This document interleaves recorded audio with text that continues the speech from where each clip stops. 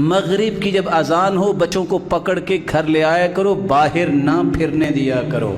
حدیث کے الفاظ یہ ہیں اذا استجنح اللیل فکفوا صبیانکم، جب رات شروع ہو، صحیح بخاری کی روایت ہے 3280، بچوں کو پکڑ لو، روک لو، باہر نہ نکلنے دو، برائیاں تبھی پیدا ہوتی ہے، کنٹرول کرو۔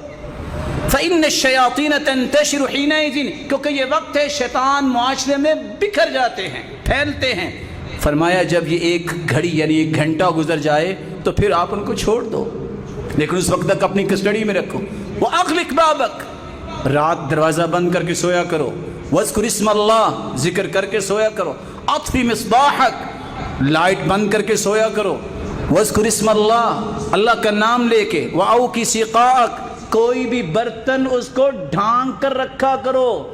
جو برتن ڈھکا ہوا نہیں ہوتا، جتنی بیماریاں آسمان سے آتی ہیں اس برتن میں بھی آ سکتی ہیں۔